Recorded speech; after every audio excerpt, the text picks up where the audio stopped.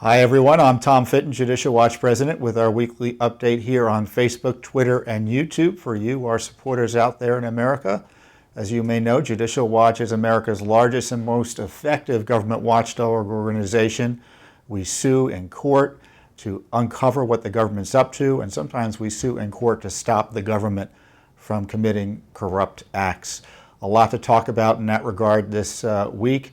Some major advances for the rule of law as a result of a decision by President Trump, a new lawsuit by Judicial Watch over deep state activity against the same Mr. President Trump. And we're in court in San Francisco challenging sanctuary policies that are deadly, dangerous, and illegal. And on top of that, we've got new developments on the voter fraud front that you'll want to hear about as well. But the big news this week was other than the hurricane, which we're all concerned about, we've got colleagues and I'm sure you all have friends and family and such you're worried about as well in Florida and down in the southeast United States. But the hurricane of corruption continues, unfortunately, largely unabated here in Washington, D.C. But there are some mitigating activities, thankfully, out of the White House and the Trump administration. And this is over the Deferred Action for Childhood Arrivals, which is the Daca Amnesty President Obama had illicitly given to about 800,000 individuals who were allegedly brought here as children and supposedly have kept their noses clean since, which is a big lie, but I'll get into that later. Now, the problem with that was that that's effectively an amnesty, and that amnesty could only have been granted by Congress changing the law to allow these individuals to remain here and work here and get all the benefits of being here as a legal resident, even if you're not a citizen. But President Obama, despite his repeated protestations that he could not grant such an amnesty, did so anyway after Congress repeatedly rejected attempts to extend amnesty to this category of illegal aliens. And President Trump promised to rescind that DACA policy. And thankfully now it's month 9 of his administration, and he kept his promise, at least in part, by highlighting, and I refer you to the statement by Senator Sessions, or Attorney General Sessions, highlighting the illegal nature of it, and they're going to rescind it.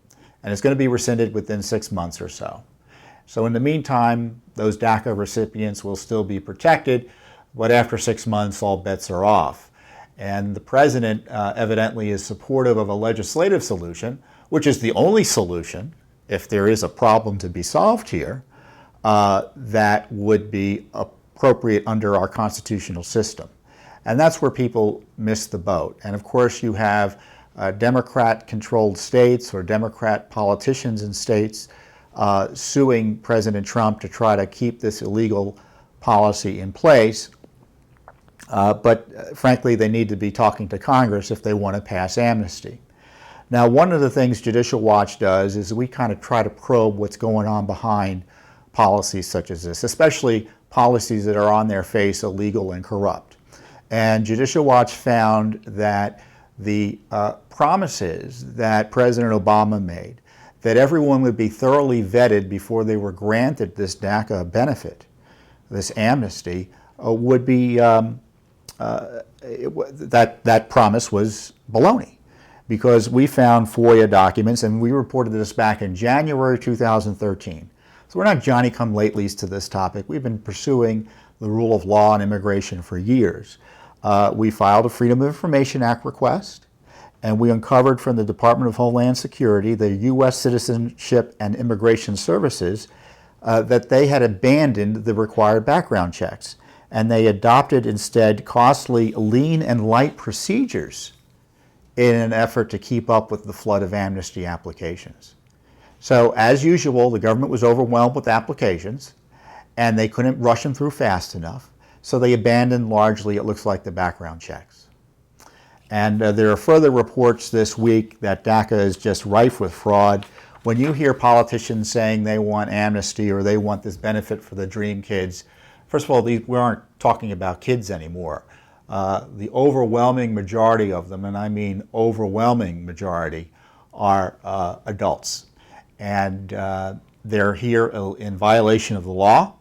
And it's my personal view that any amnesty for that category of people would be inappropriate. Now, I know there are some who want the rule of law on immigration who may disagree, who say, look, you give amnesty to this politically sympathetic group of people, and in exchange we'll get these security guarantees or restrictions on chain migration and chain immigration and a border wall. Well, you know what? If that happens, it would be a miracle. Because never in the history, certainly not in the last 3 decades so of policy, has promised security measures associated with relaxing immigration controls ever come to fruition. And I, for one, don't understand why we would add a new category of people to be vetted as permanent residents or individuals put on the path to citizenship when we don't even know who's coming and going into our own country yet. And the president still was fighting to make sure that terrorists aren't coming into the country, yet the same, because he's not confident we've got the systems in place to secure our homeland, and but Congress is going to rush, if the establishment has its way, to create this whole amnesty for this group of illegal aliens. And you can say, and they're going to say it's limited. I guarantee in the end it's not going to be terribly limited at all. And as I said, this whole idea about chain migration and immigration, you legalize one person, it allows them to bring others in from abroad as well. And I think just as a rule of law issue, think about it like this.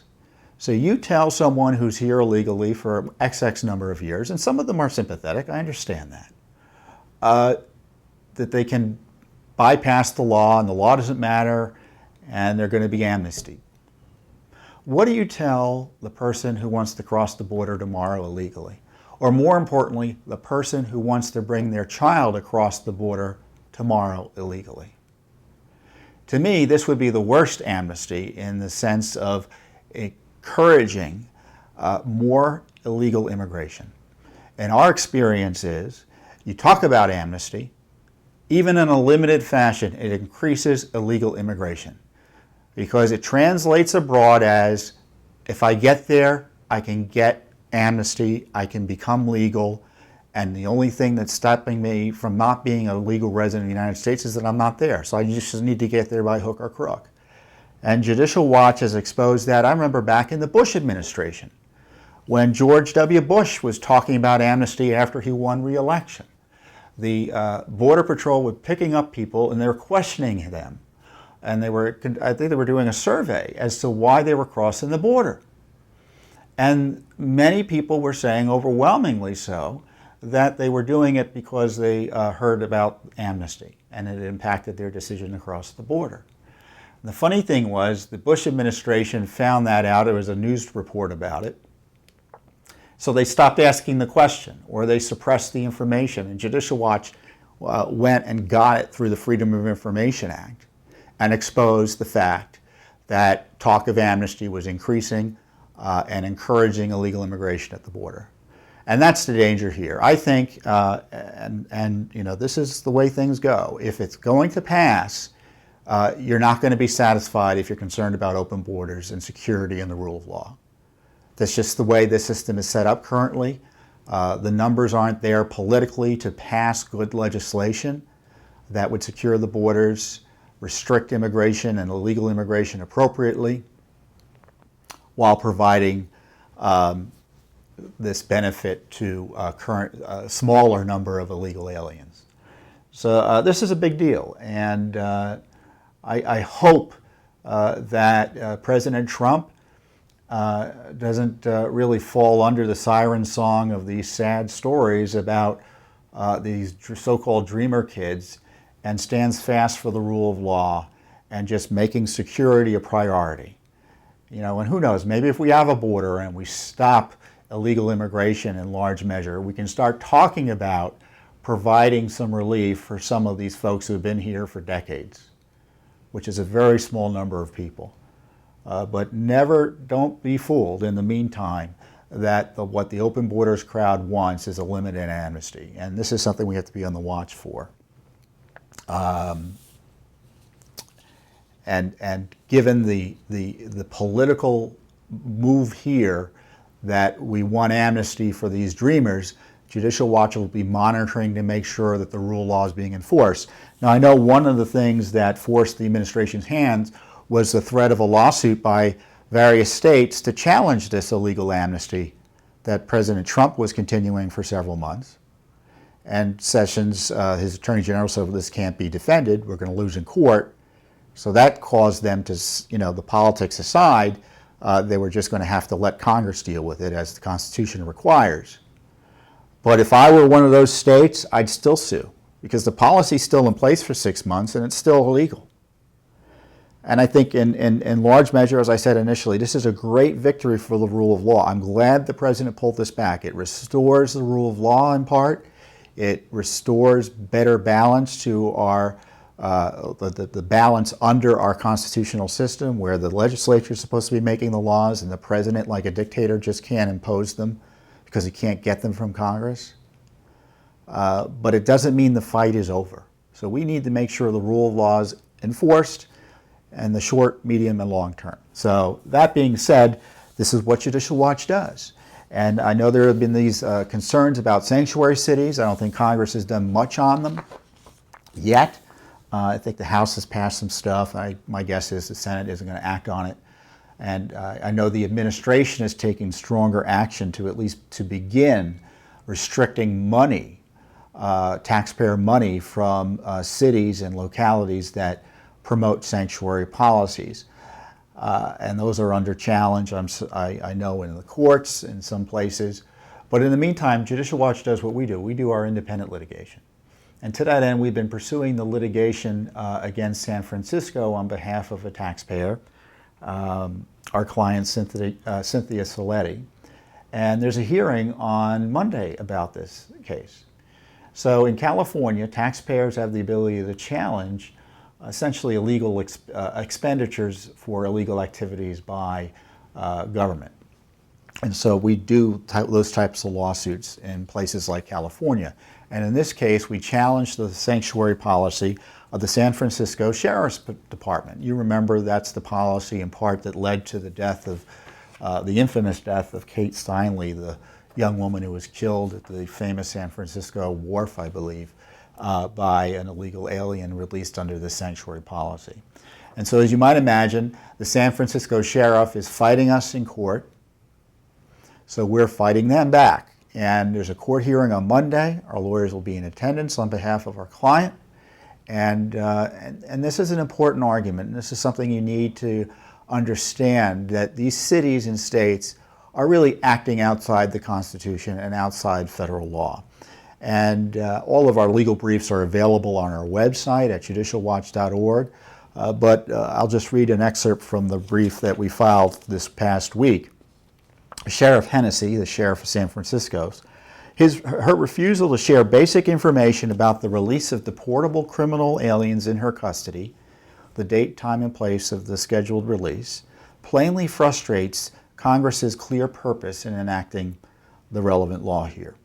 By refusing to share release information, Sheriff Hennessy allows deportable criminal aliens in her custody, aliens Congress plainly intended to be detained upon release from the custody of law enforcement agencies such as the San Francisco Sheriff's Department, to escape federal immigration officials' grasp.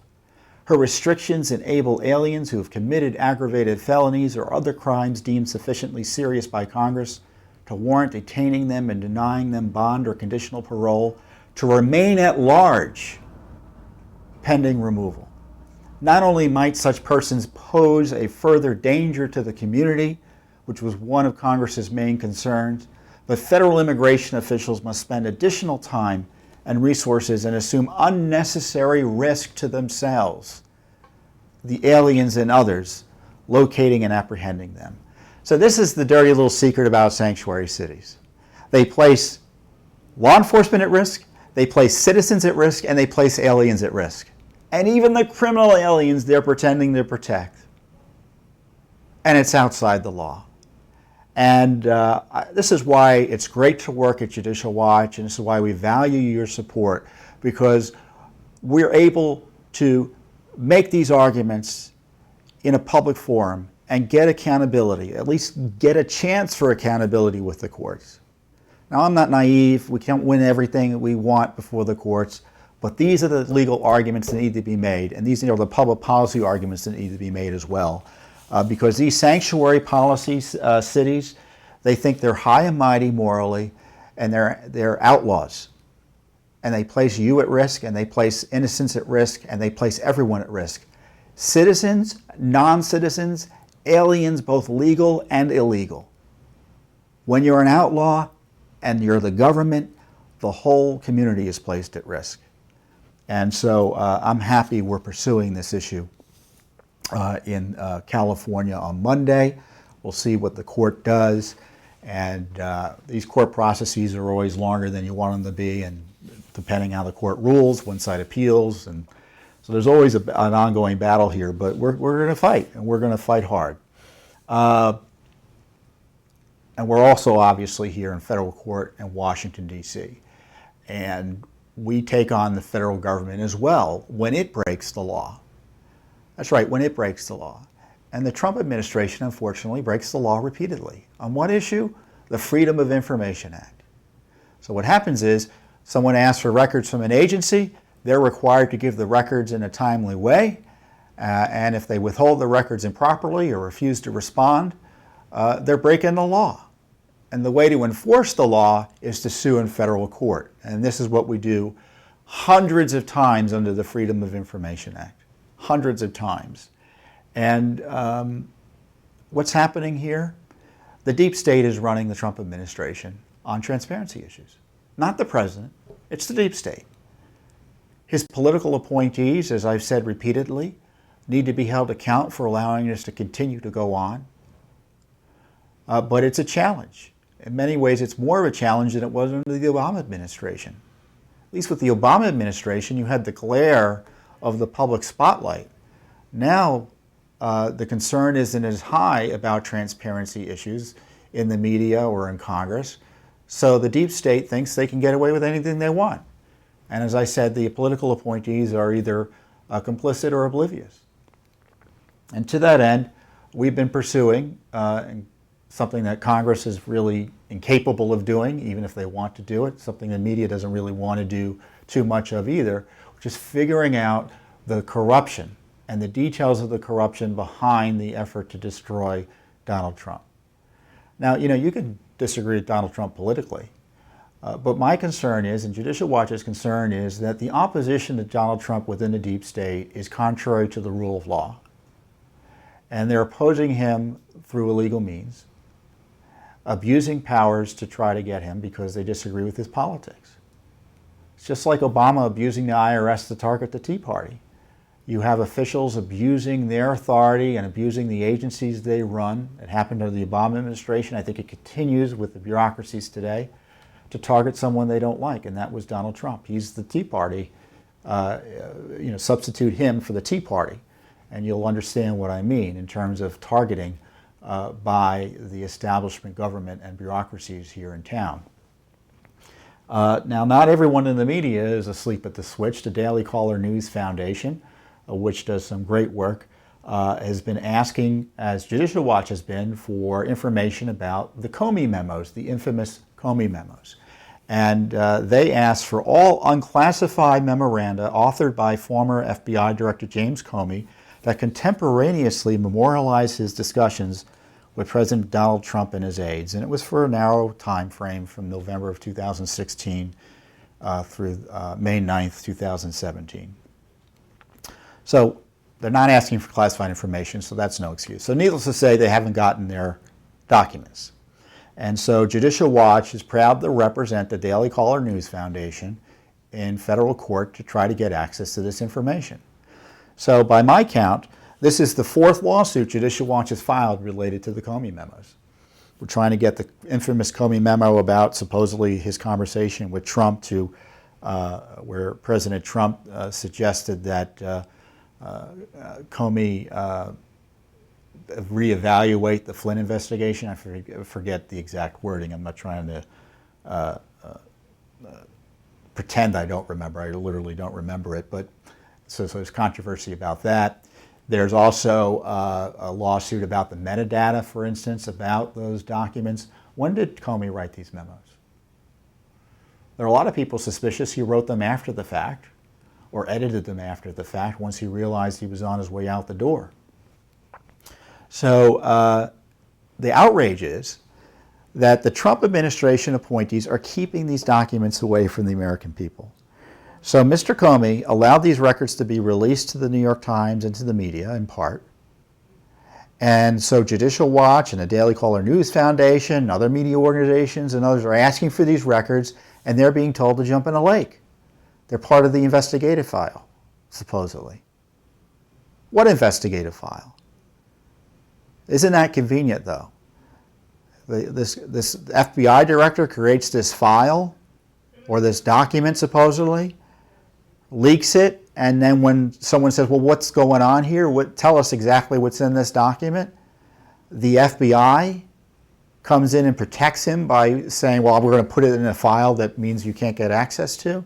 No, that's not the way it ought to work, and that's why we're fighting in court on behalf of the Daily Caller News Foundation and ourselves in a separate lawsuit.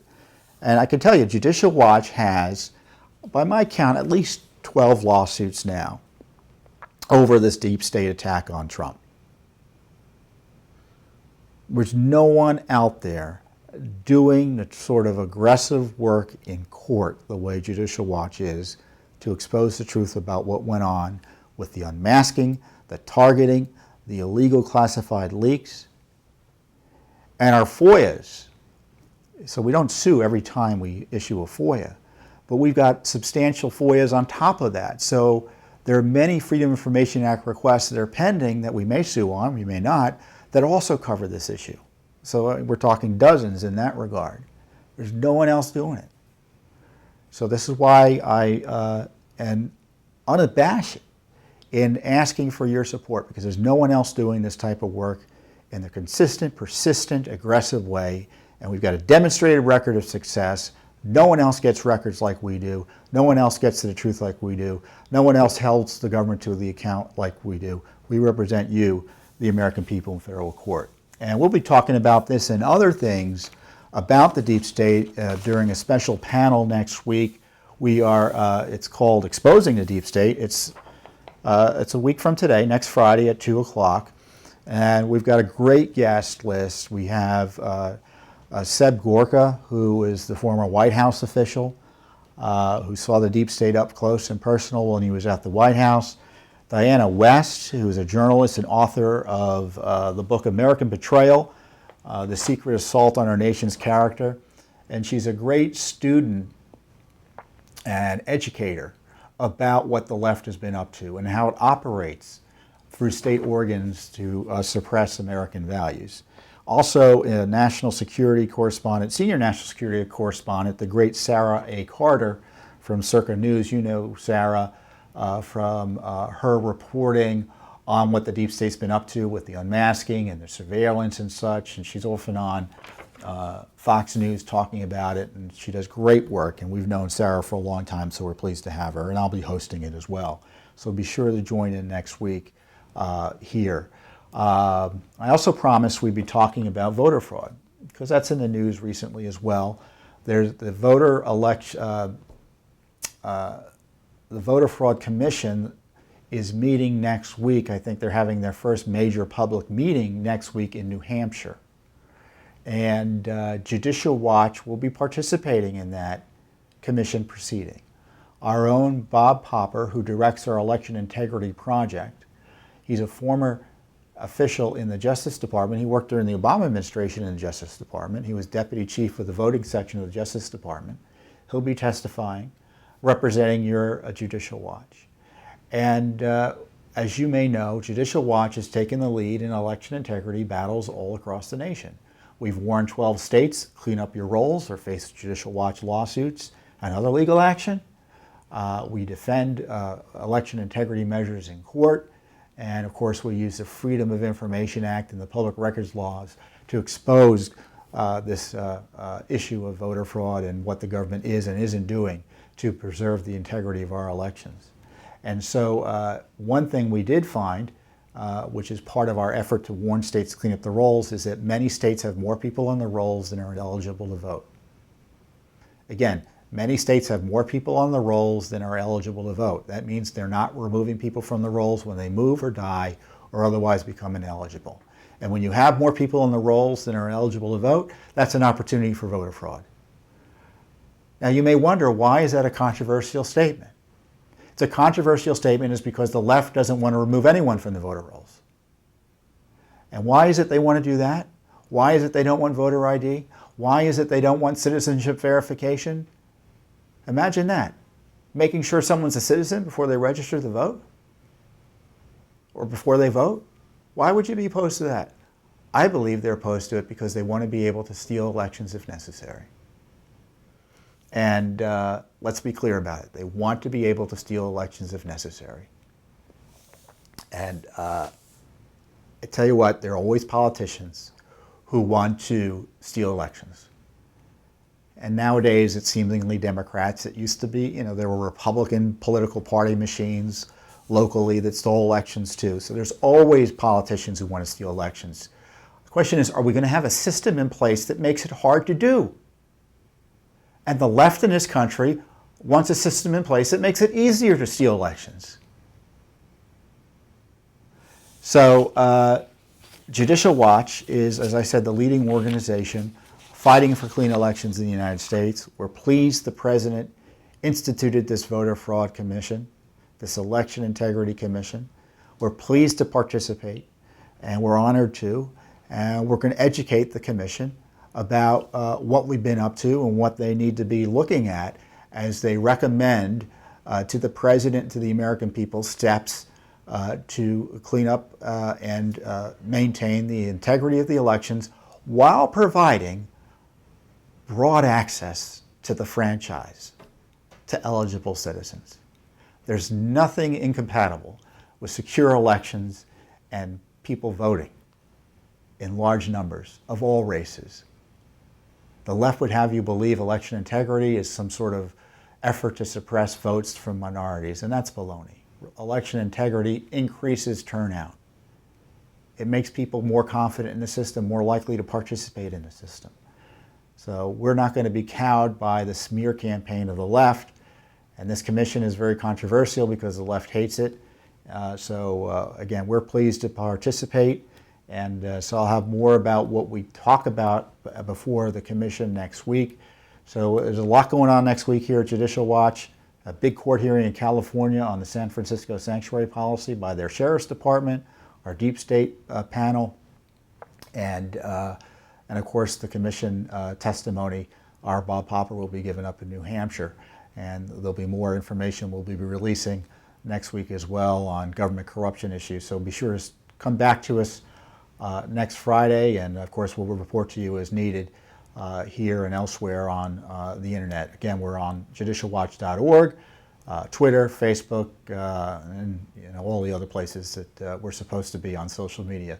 Thanks for joining us. Have a great weekend, and let's all keep praying that somehow a miracle takes place and protects the great people of Florida and the Southeast from the terrible impending storm. But in the meantime, thank you and God bless.